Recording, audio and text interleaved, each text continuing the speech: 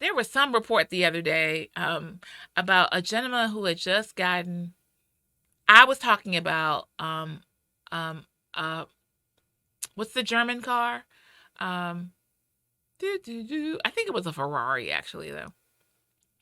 But I was telling the story about this gentleman who bought a car, and he did all the budgeting, and he did all that was necessary to get the vehicle.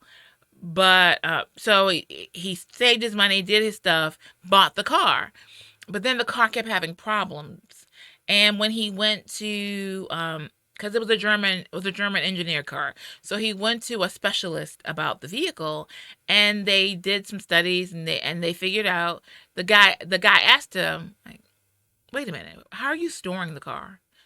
And he's like, "I park it on the street. I park it outside my house." And so the guy was like, "These cars aren't meant for that. They're fine tuning and they're sensitive. When you buy this car, you have to have a garage. Period." Like, the end. And for a lot of us, we focus on this goal of having something that looks good. But we haven't really thought about what it takes to have it. And do you want to go through all that effort? Is it really worth it? I don't know. But I heard this story.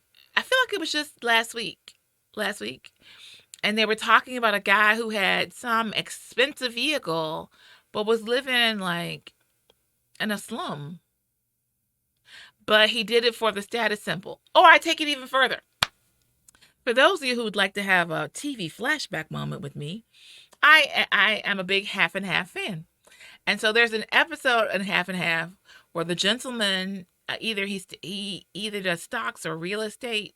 I think it's real estate, because in real estate I know that brokers are very particular about what they drive up in, because they have to emanate success. And so he had a Mercedes S Class, I'm almost positive, but he was living in his car. And so he got his suits dry cleaned. He still went for pedicures and the whole nine. And refuse. Mona, who's the character in Half and Half, asked him, "Well, why don't you consider, like, saving that money, sell your car, get a place to live?" And he was like, "It's a part of the status symbol. Like, it's a requirement of the job." And so the statement that I have on the screen is, "This above all, to thine own self be true." It's a Shakespeare quote. And so it's so easy to get wrapped up in what other people want, what other people think. And it's all part of that whole, like, mob mentality that we get a lot on social media, right? So and so said it, so it must be true. And or so and so is wearing it, so I want to wear it too.